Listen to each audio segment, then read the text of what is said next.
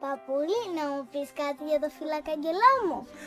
Είναι το αγγελούδι που σου χάρισε ο Θεός την ημέρα που βαφτίστηκες και έγινες χριστιανή.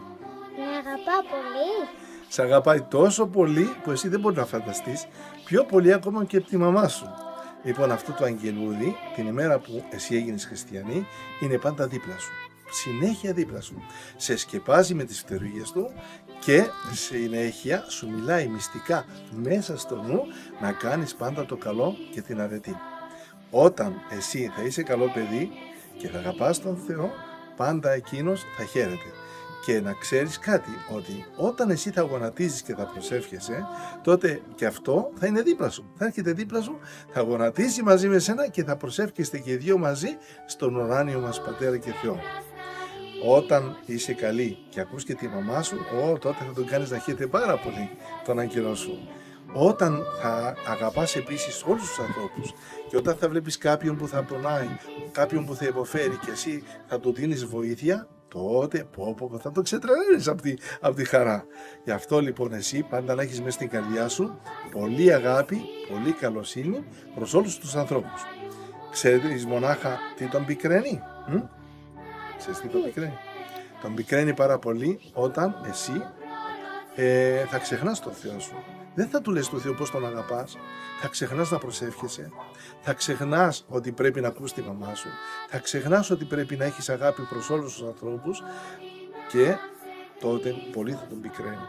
Και όταν θα λες άσχημα λόγια, τότε θα λυπάται πάρα πολύ, αφού θα στεναχωριέται τόσο πολύ που θα ενώνει τα χεράκια του και θα λέει στο Θεό: Θεέ μου, βοήθησέ με, πρέπει να βοηθήσω το παιδάκι που μου εμπιστεύτηκες να είναι καλό, να μην σε πικραίνει με τα άσχημα του λόγια. Εσύ λοιπόν πες μου τώρα τι, θα τον πικραίνεις με τα άσχημα λόγια ή με τις κακές πράξεις?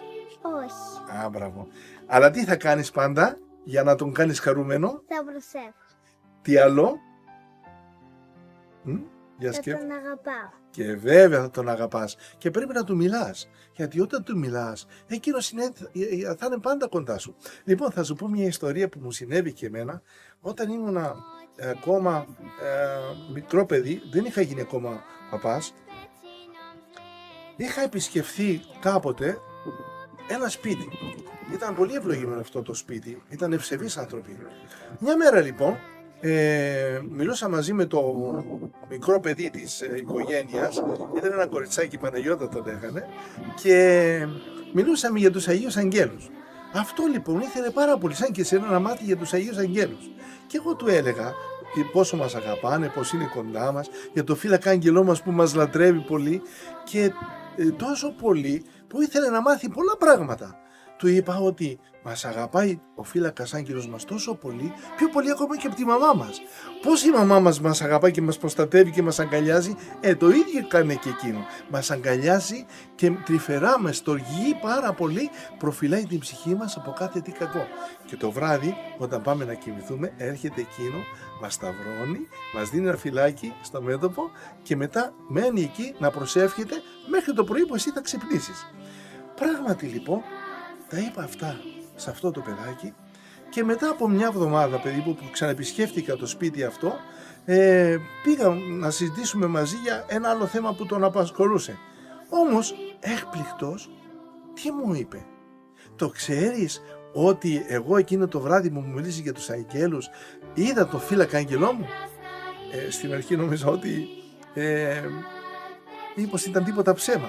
Όχι, μου λέει, δεν είναι ψέμα. Σε διαβεβαιώ, ήταν ο φύλακας άγγελό μου. Και πού καθότανε? Καθόταν στο κρεβατάκι μου απέναντι και μου χαμογελούσε.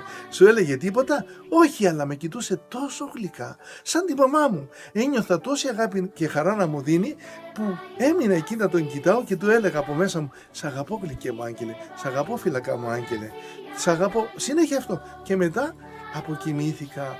Το ξέρεις όμως ότι κάθε βράδυ μέχρι να έρθεις εδώ και μια εβδομάδα περίπου, βλέπω το αγγελάκι μου πριν πάω να κοιμηθώ εκεί στο κρεβατάκι να κάθεται απέναντί μου και να μου χαμογελά?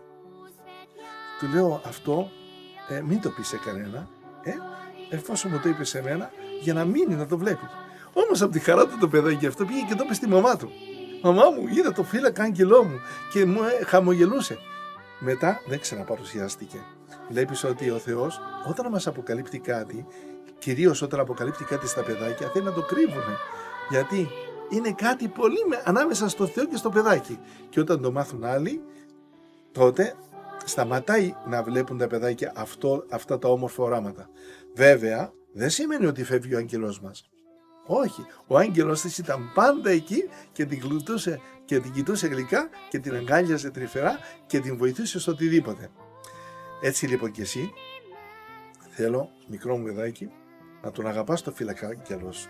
Να του λες κάθε μέρα, σ' αγαπώ γλυκέ μου άγγελε, και να του ζητάς να σε βοηθάει, να σε στηρίζει, να σε προστατεύει από το κακό και να σε παίρνει από το χεράκι για να σε οδηγεί σε κάθε τι καλό και στην αρετή.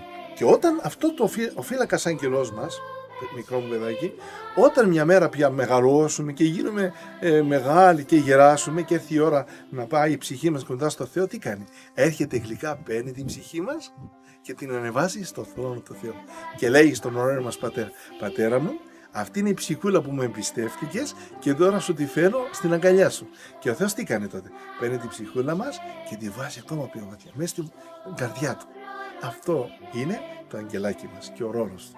Εύχομαι λοιπόν σε όλα τα παιδάκια, αλλά και σε όλους τους ανθρώπους και μικρούς και μεγάλους, να μην ξεχνάνε ποτέ ότι ο φύλακας άγγελός μας είναι ο πιο γλυκός, ο πιο πιστός, ο πιο καλός μας φίλος. Ο μόνιμος μας φίλος που μας λατρεύει και μας αγαπά πιο πολύ και από τη μαμά μας.